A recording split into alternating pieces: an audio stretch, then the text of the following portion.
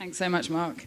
Hi, everybody. My name's Halina. I work for a law firm that specialises in music and entertainment in London, and I also run with a few girls in London a network called shesaid.so, where we try and bring women from all over the world together and try and inspire and provide mentorship and just help each other, basically.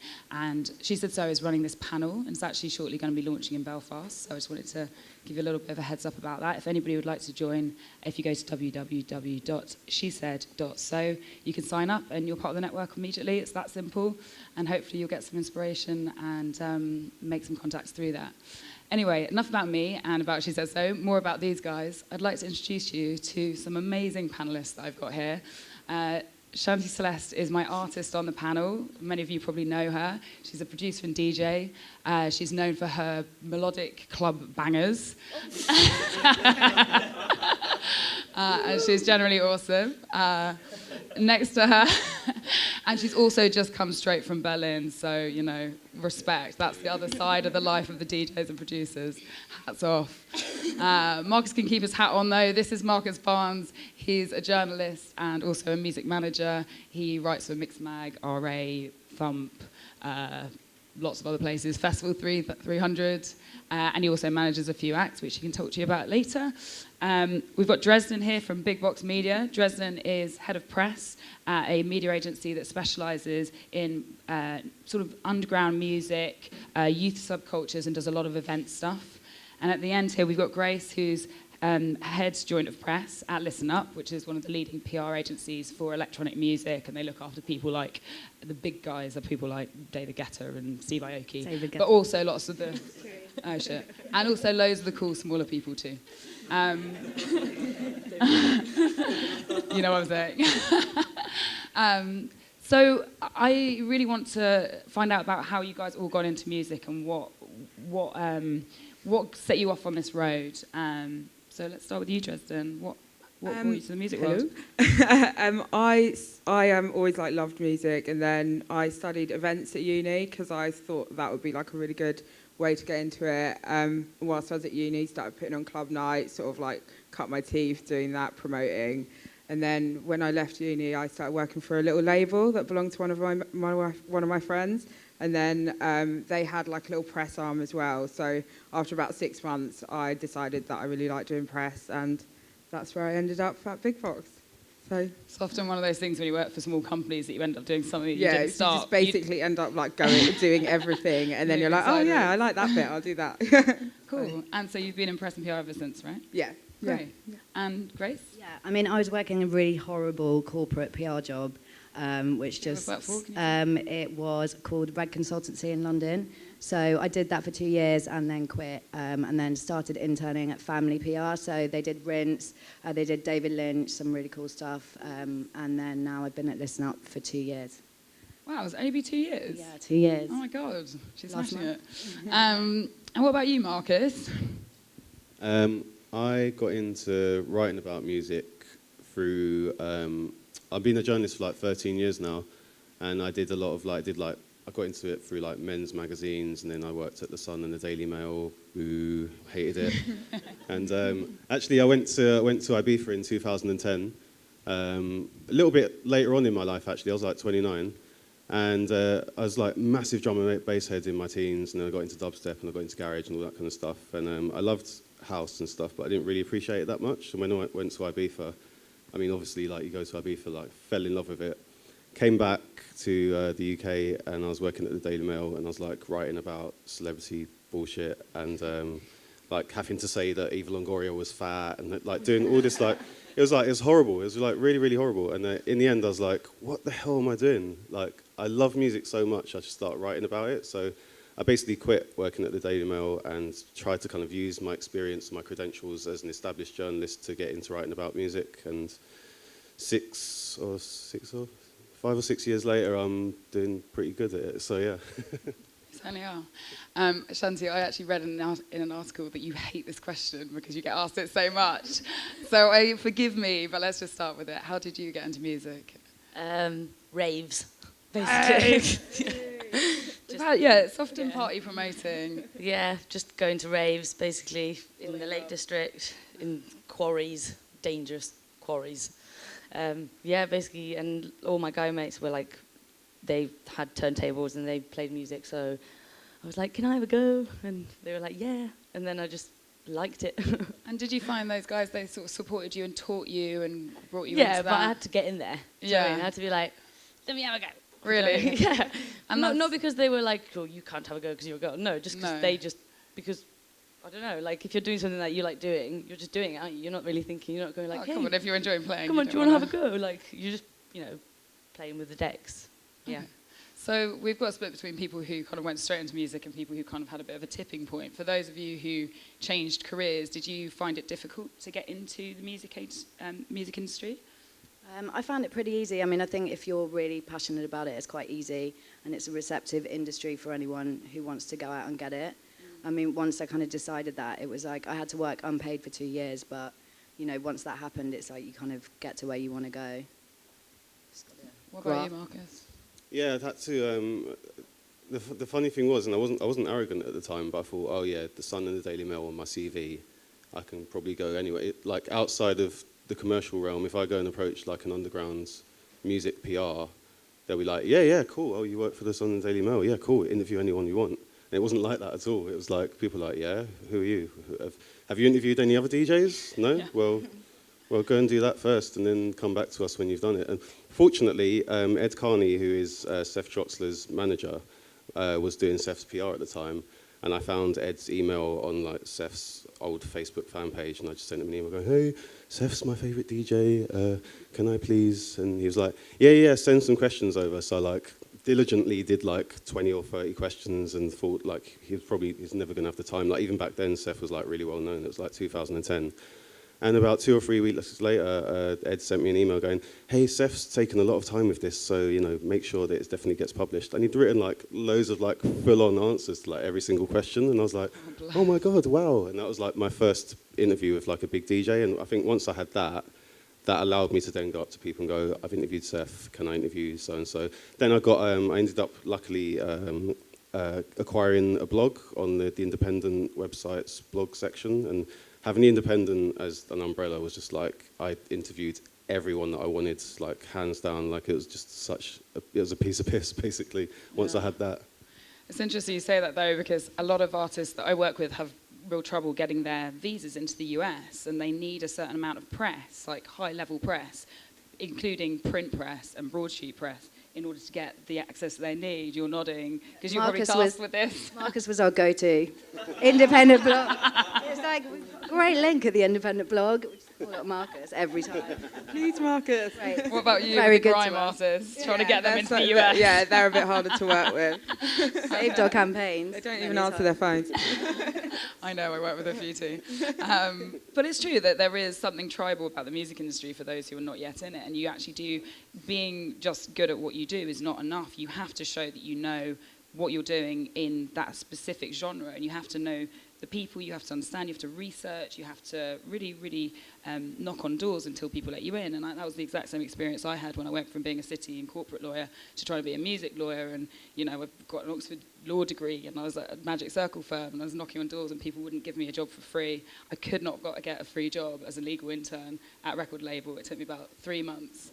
And that, so you do have to work at it. You really do have to push and force, but you also have to think strategically about where you want to go, and I'm sure it's the same for artists. You get certain lineups easily, but get on certain bookings of friends easily, but there must be tipping point lineups that you get on, and that suddenly people start to take you more seriously in particular promotional circles. Would you agree with that? Have you had any like key events that you've played that were just like people like that event changed the course of your bookings for the rest of that festival season? Or yeah, it's kind of a lot of the time it's about the club.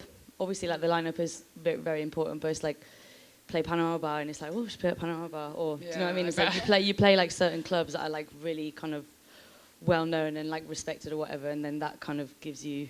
And obviously, the lineup is also a big deal. Like last night was like one of the best lineups that I've played on, I think, and that was one of the ones where I'm just like, oh, I feel like I'm getting somewhere. Tell us who was on it quickly. So I played in Trésor with. It's like Object did this Kern series mix that Trésor do. He did like the third one, and he put one of my tracks on one of the exclusive 12s that comes out with it. So last night was like the launch, and it was like Object, Radioactive Man, and DJ Bone in the main room, then Core Super, Machine Woman, and Olm, and then me and Laurel Halo and this girl called Edith. I don't know. She's a booker for a club in Tel Aviv, and she's really wicked, and she like books for this really amazing club in Tel Aviv, basically. And so yeah, it was just a really like well balanced lineup, fantastic. and it was like I was just on the same lineup as DJ Bone, so I'm really happy with that. That's absolutely fantastic. Yeah.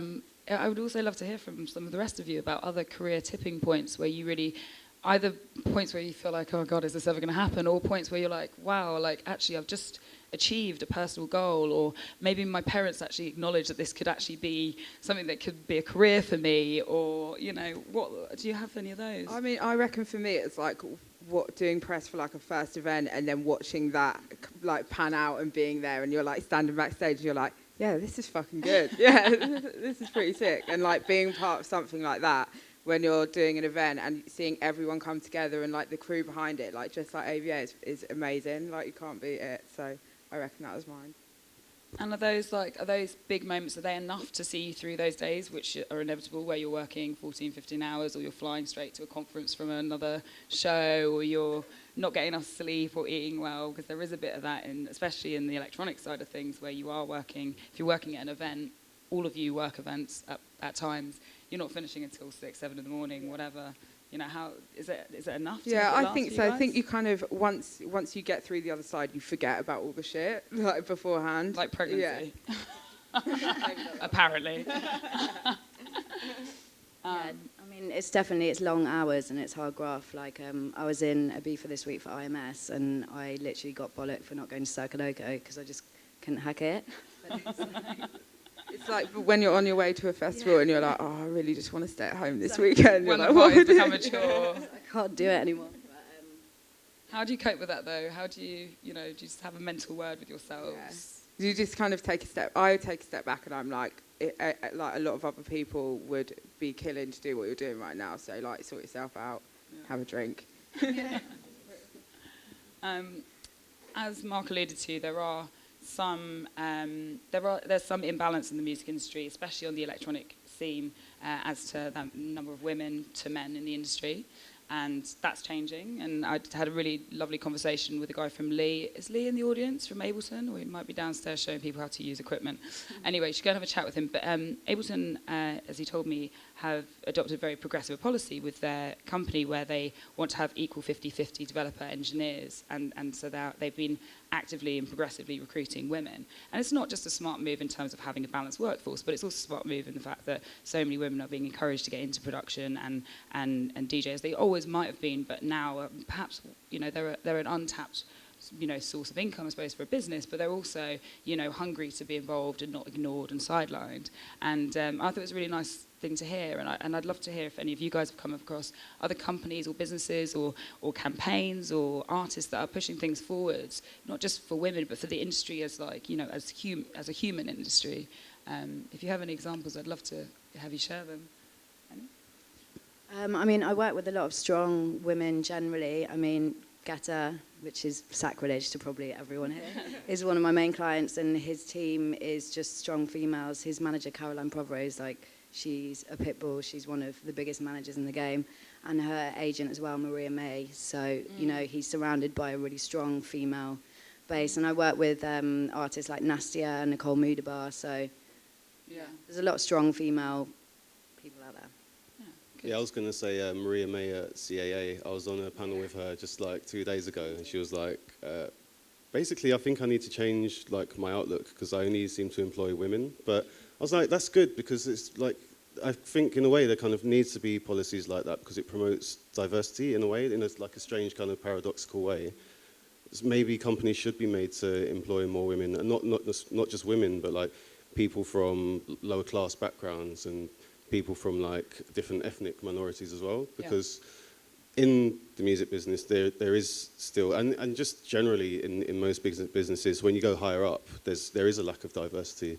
And maybe by employing people from different backgrounds, it will inspire people that come from those backgrounds to realise that they do have a chance of getting in, because you know, like for me, when I was growing up, I grew up on a council estate, but I never had that kind of, oh, I'm from a council estate and I'm never going to get anywhere type of view. But there were definitely a lot of people that did, and rightly or wrongly, you know, we do live in a free world, and you pretty much should be able to get where you want to, but it's not always possible, and you don't always look up and see people in prominent positions that can inspire you because you can't relate to them, you know, like, so perhaps by Maria having a team of women and she's like out doing conferences or panels and stuff, and maybe there's women in the audience that be like, wow, look, she's bloody up there, and she's sort of thing. Yeah, I actually I've worked.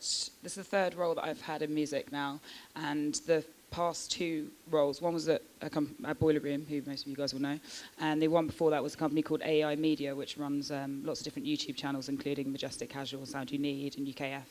And in both of those companies, there were stints where we had at least between 10 and 25 employees, and I would be the only woman at both those companies. That's not the case anymore, actually, at both of them, which is really nice to see. But there was certainly a sense of like feeling slightly isolated, and you know, sometimes maybe that gave you a little bit more wiggle room with some things, and in other ways it didn't. But what was lacking always was a sort of female mentor, a direct female report that I could, you know, talk about things, not like women stuff, but just like have a peer-to-peer conversation with. And, you know, I think that's really important, knowing those people. And that's one of the things that I hope, you know, that shesaid.so can provide for younger women coming into music, that they can find those people and, you know, connect with them. But I'd love to hear about some of your mentors, if you guys have anybody who along the way has touched you in some way and improved your career direction. I mean, for me, it's people that I work with every day, like even people like Sarah that put this on, like seeing them grinding and like how hard they work is that, like, I work with a lot of we have so many clients like that are just like so dedicated, and like seeing that every day is what I'm like, right, that's what I need to keep work towards. So that's amazing that your clients are inspiring you as well, that it's not like the people behind in the industry, it's actually the artists themselves and the festival runners, and that's amazing. Yeah, I mean, in Listen Up, there's a team of 30. The two MDs are both male, but the rest of the team is pretty much female, so we've got a really strong support system. I mean, it's 90% female. Excellent. You and Erin are running the press together as well. They're definitely both strong women. What about you, Shanti? Do you?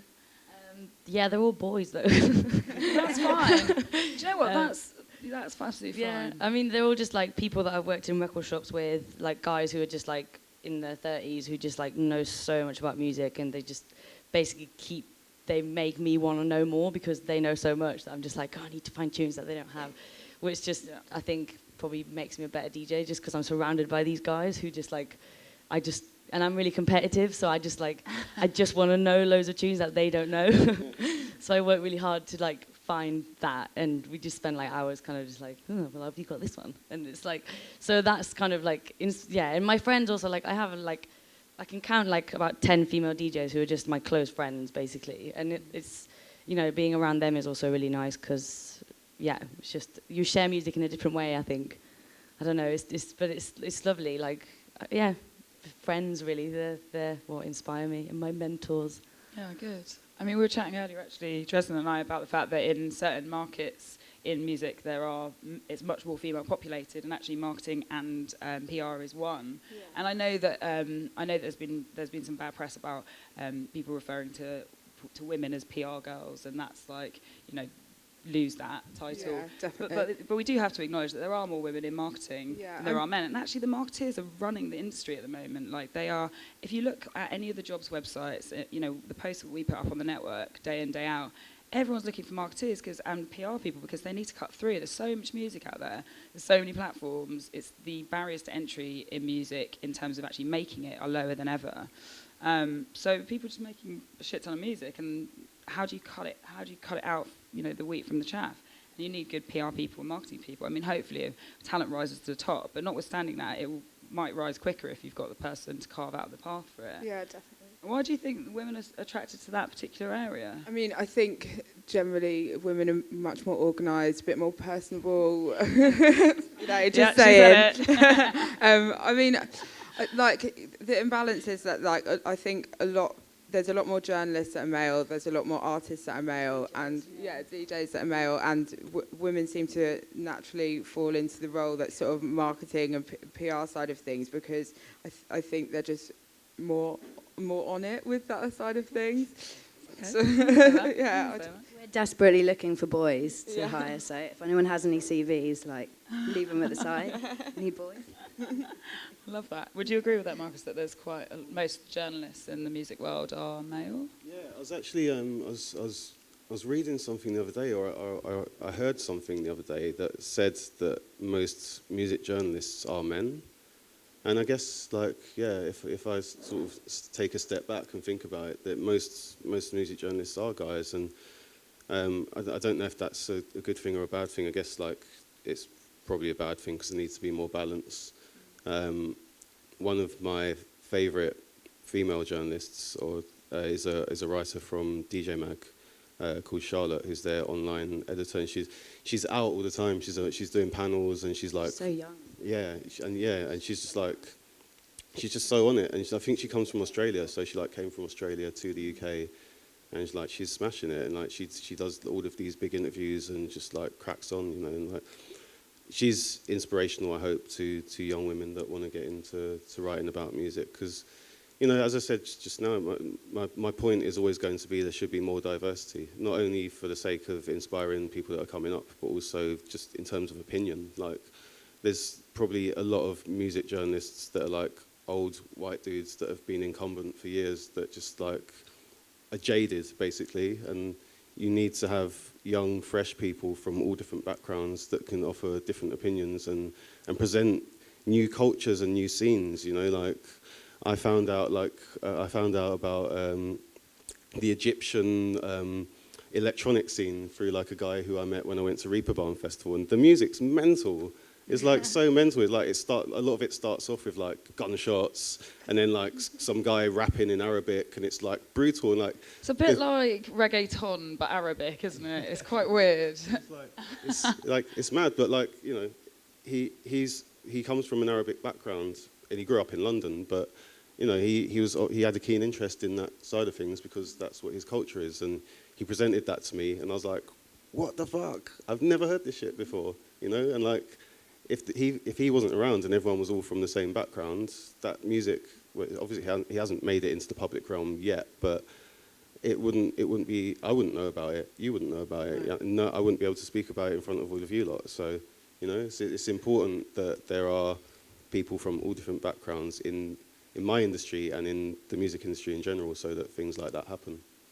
There's somebody mentioned earlier, I think it might have been Mark, on the keynote, talked about immediacy and how everything, through using the internet, we can get stuff so quickly, and we expect to understand about scenes and about music as soon as it kind of goes live. And, you know, whilst it's great to have diversity in press in terms of people access to new scenes as soon as they arrive, there is something to be said as well for the fact that, you know, I sometimes feel that the press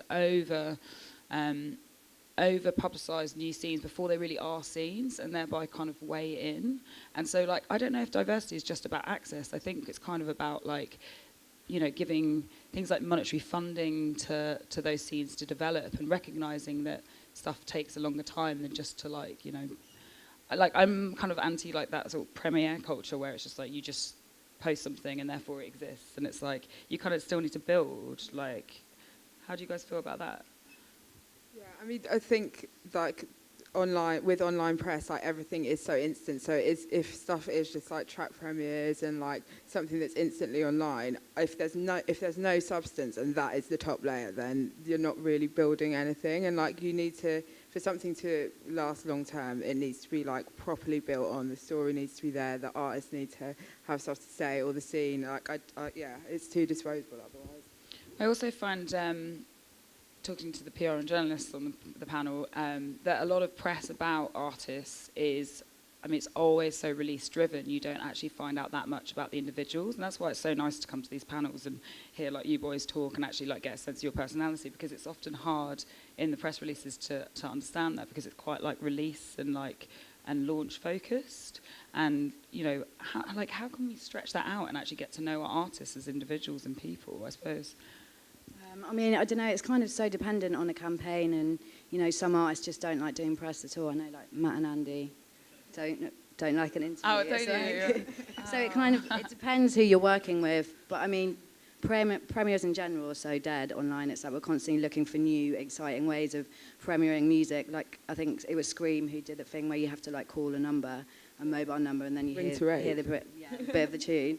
Or he, like, released the lineup. But it's like, you know, constantly we need new ways to get material out there. That was one of my favourite recent PR campaigns. And actually, the Bicep one with XOIO, you sent me a vinyl with a mix on it. I was like, yes, quality. So good. And Scream's residency was they sent out like an old mobile phone in a jiffy bag with like a number. Nokia. Yeah, and like it said, phone this number on this date. And then I was just like, what? That is like, how did they even know that I lived here? What? Like, I honestly, I Instagrammed it and I was like, who got my address and sent me this phone? What's going on? That's amazing. Have you got any more examples of great PR campaigns? I know Scream also did something in a rickshaw. Yeah, we recently. did that. And basically, is it Scream? Yeah. We got him moving forward for the music industry. We got him really drunk and bought a rickshaw for 400 quid and just gave him a bottle of Jägermeister and drove him around for a day. It's great. It's a job done. DJing in a rickshaw around Oxford Street. When he Driven turned by up, Rob Starr from Eastern Electrics. Yeah, whose festival it was. So the guy who's running the festival is riding a rickshaw around Soho with Scream DJing in the back of the rickshaw. it was very renegade. That's great PR. Went everywhere as well. Big ups. I've kind of run out of questions for now. Has anybody got any questions from the audience? Help me out. Yep. Maybe I should give you this. Thank you. So we touched on gender roles before, and how there is kind of this divide, and I think like the point we kind of talk about is, you know, having a greater equality between, you know, more diversity within the industry. But how do we combat gender roles as a whole so that we don't have, you know, women leaning to one side like marketing and males leaning to one side like the artist, and combating that without iconicizing it? So having a female headliner and, you know, making that very flamboyant point that she is the one, you know, headliner. I reckon it's definitely about education. Like there's a producer called Emma who's on Key Sound. Like, she does a lot of underground stuff, but she's actually started doing regular workshops where she takes over Radar Radio for a day, and like she's bringing in 20 producers. She sits them there all day, like teaches them how to use Ableton, teaches them how to do everything, and like stuff like that is how that actually is starting the change from the bottom. It isn't, you know, like, I'm going to stick someone on the top of a like festival bill to try and prove a point. Like, I think that's really important. Also, as a female, it's not nice to just be put there because you're a girl. Female I hate DJ. that. Like, I want to do well because I'm talented, not because I'm a girl. Like, that really like gets to me, you know. Like, I don't play on all female lineups because I don't think that should be like a thing. Do you know what I mean? It's just like, well, it's definitely not going to make sense in terms of the bookings before and after you, is it? It's just not going to make... But in terms of what you're saying about women leaning towards marketing, I mean, I don't know, maybe women are leaning towards marketing because they are great at talking to men, for example. Maybe as the women start to produce more men will go into marketing to, you know, maybe there's a natural synergy there, I don't know. But what I do think is that I don't think we should try and focus on like making tomorrow's women more manly and more aggressive and all this. But like, I think women need more confidence generally. Like, I work with a lot of developing artists, and when I work with young solo artists who are men, they're normally between the ages of 17 and 20 when they come in, and they've been writing for years, and their ambitions are to be a solo artist. The women tend to be in their mid-20s because they've done backing vocals and they've worked in bands as the vocalist for years before they actually learn to have the confidence and strength of character to say, actually, I'm good enough to do this by myself, and I don't need the rest of that band and the guy telling me how to do this or whatever. And that's like within all of us to bring forward. That's, you know, it's the responsibility of the men as well as the women in the room to say, when they hear somebody who's able, to push them and encourage them and inspire them. And, you know, it's not for women to try and be men and be aggressive. It's more about women like knowing their sense of self, and, you know, they can be strong and soft at the same time. You know, women can be more emotional than men, and that's a great thing. You know, there's a balance there, and I don't think that should be cold water should be poured on that. I just think that if somebody's brilliant and they've got an opportunity, encourage them. And there's so much competition. People sometimes, there's jealousy. People sometimes don't encourage people in the same way, and they really should. If one person is successful, the next person is not unsuccessful as a direct result. In order for scenes to become successful, everybody in them needs to be building them. You can't have a lineup of just one guy just doing one sort of music playing for 6 hours. You need to have all the other people in the lineup who together bring their mates, and it's all like we're a community, we're a team. That's how it should be viewed, and the women are there alongside the men. I think we also need to work a little bit on breaking down like preconceived gender roles from the time like you're kids, because like this whole thing of like women are better at communicating and men aren't, but that's almost like inbuilt into you from like you're a kid, because boys will be boys and girls will be girls, and like maybe like guys wouldn't fall into the positions that they fall into, and women wouldn't fall into positions they fall into if you weren't just as a kid just like you become a moody teenager and it's expected that guys don't talk about their feelings and girls can talk about their feelings. And some girls don't though, and some guys do. It's guys are also sensitive. I've got loads of guy mates who won't shut up. Yeah, that's true. Literally, and I don't shut up either. It's like I think men can be actually also really shy and also need some more confidence. Like it's not just girls who are like that. It's just that everything's just pigeonholed. Yeah. But exactly. Any other questions? I'll bring you a microphone. Thanks, Mark. Andrew. Hello. Man like least. Like Grace, I was at IMS last week, and the great Ibiza panel was a lot of it was about elevating DJ profiles, and like Richie Hawtin had his own night, Corolla had his own night, and they've gone from like here to here. Like there's no female DJs in Ibiza that have their own party other than Teenie, and Teenie's now really established in what she does. So do women not want their own party to elevate it, or they're just playing safe? But like Musicon has one female DJ playing all summer, and that's Miss Kitten, and she's got one date. So like, why don't women want their own female parties? Because it really elevates you as a DJ? I think they do. I mean, Annie Mac used to run AMP in Ibiza, and very successfully. But I know I work with a DJ on Kiss called Charlie T, who's launching her own events in that sort of similar vein. But I think the clubs are not going to book female-led. It doesn't matter who it is actually, male or female. They're not going to book a night unless they're going to sell enough tickets off the back of that night. So that's where it starts. So if you've got Richie Hawtin who's now running a night, you're not going to lose any sleep over the club not selling out. Whereas if it's somebody of a slightly lower, Facebook stats or whatever reach at that point, then you're not going to do that. So only when you get to that certain point, and Nicole Mudaber does run Mood, her Mood nights. There are a few of them, but it's systematic of the fact that we don't have enough female producing DJs who have been widely acknowledged or have got to that top peak for whatever reason. I don't think it's for quality reasons, but I think we're in a different era now, and the more kids coming through, the more women who are coming through and making music, it's just going to hopefully be a dead issue in a few years, and that would be great because we wouldn't have to do these sorts of panels. And there's loads of really good female DJs. Yeah, like for sure. Loads. Of course, there's but just more and more. Have they run nights yet?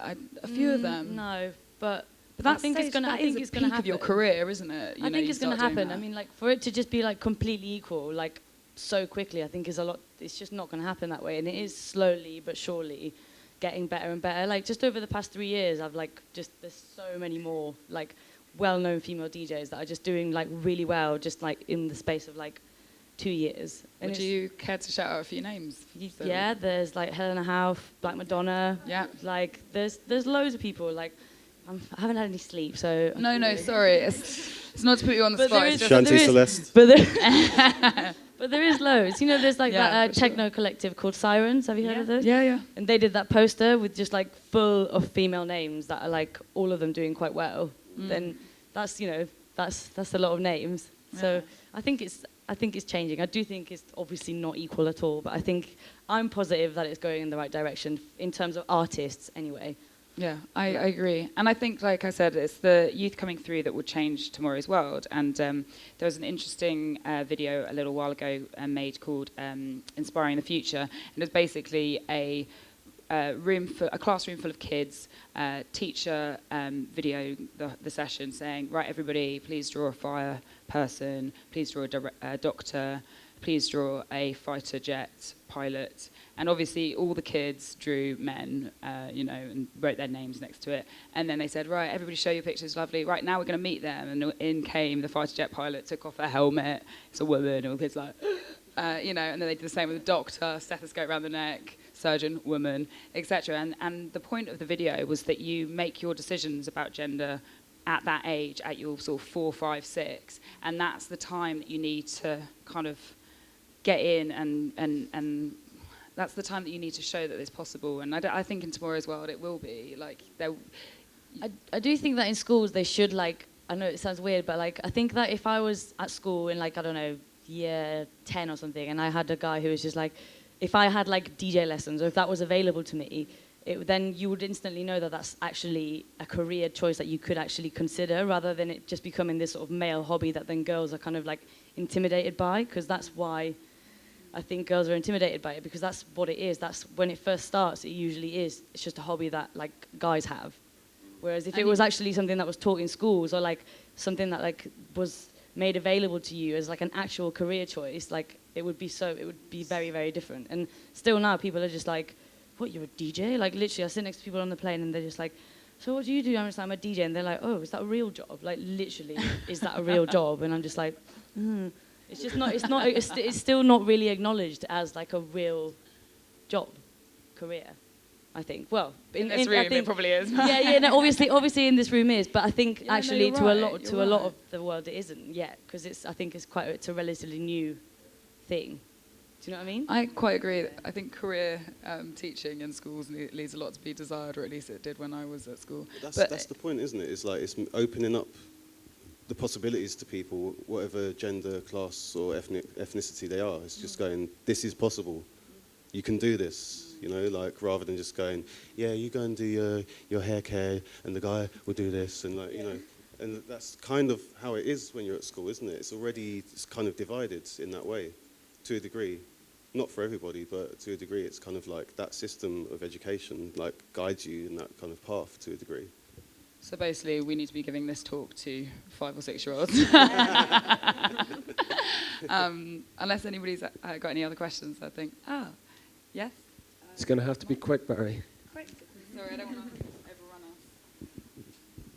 Yeah, I'm just, we've talked a lot about women actually working in the industry, but I've always been interested in women as punters at gigs and the gender imbalance there that you tend to see. I'm obviously in Belfast, maybe different from you guys DJing across the world or working in England, but I know in Belfast, like some great nights, Twitch, Beat Barbecue, but they tend to be leaning towards more guys at them. And just saw that Glastonbury announced that there's going to be a women-only venue, like just completely all women. And it's called Sisterhood or something, but I just wonder what your thoughts are on the gender imbalance as for women as punters rather than actually working in the industry. It's a nightmare sometimes. I tried to go to Fabric on my own to see Soul Capsule in room 1, and it was fucking horrendous. It was just like, you can't stand for 5 minutes without getting harassed, which is such a shame. Yeah. Like, it's really bad. You can't kind of get away from that.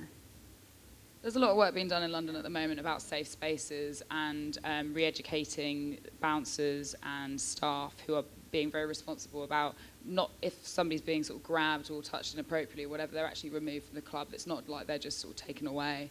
And London is being very conscious about this at the moment. There's a long way still to go, but it's on the mind of the punters, like men speaking to other men on behalf of people they don't actually know, but saying, no, you need to calm that down. And I feel there's a conscious energy in the clubs at the moment. Still more way to go.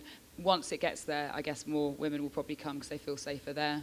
And hopefully, with more DJs and producers who resonate with women, particularly, it might get even better, I hope. I don't know if safe spaces are the answer, though. It's like that, was it Jeremy Corbyn or someone said that they wanted to create a carriage only for women on the train so that they don't get harassed. No. It's like you shouldn't create a space just so that women are they go there and there's no men there. It should be educate all of those fuckers and make them realise how difficult it is for women when they go to clubs and they're on their own like Grace and they're getting harassed left, right and centre. And put yourself in their shoes. Have you ever thought about what it's like to be a woman being harassed in the club as a man? No. If you haven't, think about it. Marcus recently DJ'd at a gay club and got harassed all night long and came home. All night long and came home. He got touched up in the toilets, all sorts. Came home and told me about it and was like, I can't believe you guys have to put up with that day in, day out. And so hats off, guys. Anyway, I'm going to wrap it up there. Thank you so much, guys. I really appreciate it. Cheers.